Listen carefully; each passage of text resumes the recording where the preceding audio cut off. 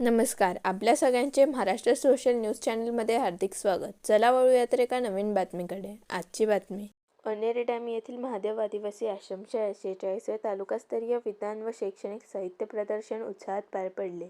उद्घाटन आमदार काशीराम पवार यांच्या हस्ते झाले। यावेळी डॉक्टर तुषार रंधे यांनी प्रयोगाधारित शिक्षणातून विद्यार्थ्यांमध्ये वैज्ञानिक दृष्टिकोन विकसित होतो असे मत व्यक्त केले। प्रदर्शनात शाश्वत शेती, हरित ऊर्जा व आरोग्य आदी विषयांवरील 185 प्रयोग सादर करण्यात आले असून सुमारे 500 विद्यार्थ्यांनी सहभाग नोंदविला होता। इतक्या ग्रामीण भागात विज्ञानाचा आविष्कार करायला बोलवलाय। सरांनी सांगितलेले विषय जे आहे, शाश्वत शेती असेल किंवा रियूज प्लास्टिक असेल, या सगळ्या गोष्टींवर आपण जवळपास 100-150च्या वर प्रयोग आपण इथे आज दाखवणार आहोत।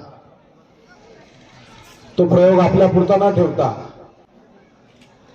ज्या ज्या शाळातून आपण आला त्यांनी प्रत्येक शाळेत, प्रत्येक वर्गात स्वच्छता विषय असेल किंवा शेतीची शाश्वत शेतीचा विषय असेल, या सर्व विषयांवर जर आपल्या पालकांशी चर्चा करून, आपल्या विद्यार्थ्यांची चर्चा करून तो स्वतः अंगीकारला तर 100% याच्यात खऱ्या अर्थाने या विज्ञान प्रदर्शनाचा साक्षात्कार झाल्यासारखा होतो। कारण नुसतं सर्व शिक्षकांना देखील माझी विनंती असेल की आपण फक्त विद्यार्थ्यांना इतक्या पुरतं ट्रेन न करता आपल्या शाळेत त्याचा अवलंब कसा होईल। नुसतं आज माझा नंबर येईल, उद्या पेपरला बातमी येईल, अशा प्रकारे न करता हे विज्ञान जे आहे हे कानाकोपऱ्यात पोहोचवायचं आहे। आज आपण इतक्या शिरपूर तालुक्याच्या शेवटच्या गावापर्यंत इथे आलोय, अतिदुर्गम भागात आपण आलो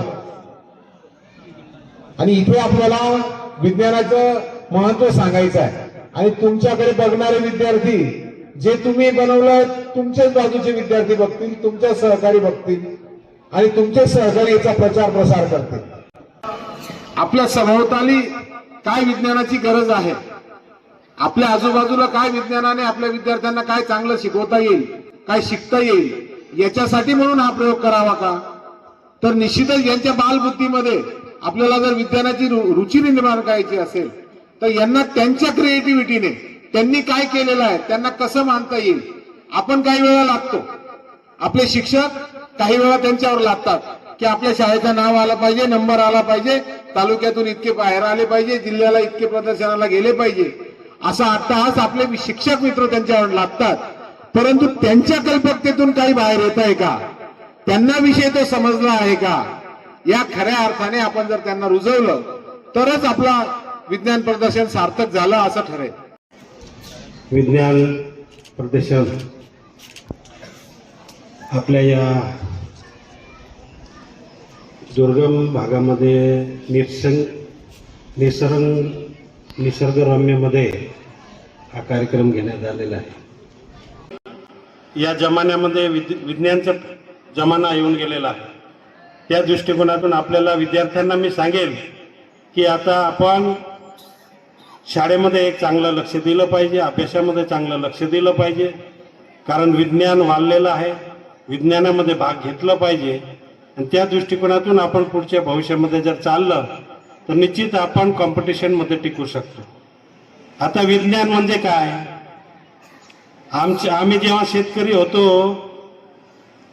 शेत नांगरायला जात होतो, तेव्हा लोखंडे नांगर आम्ही नांगरायचो, 2 जोडी बैल लागायचे। आता विज्ञान येऊन गेलं तर ट्रॅक्टर सुरू झालं, जे 8 दिवसात शेतीची नांगरली जाते लोखंडेमध्ये, ते आता 2 तासामध्ये नांगरली जाते, याला म्हणता विज्ञान। आणखी दुसरं, जेव्हा आम्ही शेतकरी खड्यामध्ये बैला मधून धान्य काढत होतो, खडं लावत होतो, आता खडं बंद झालंय आणि आता थ्रेचर येऊन गेलं, जे 4-8 दिवस लागलं होतं धान्य काढायला, 1 तासामध्ये निघून जात, त्याला विज्ञान हेच आहे ना। बातमी आवडल्यास चॅनलला लाईक व सबस्क्राईब करा व दररोज अशा नवनवीन बातम्या पाहण्यासाठी चॅनलला फॉलो करा। धन्यवाद।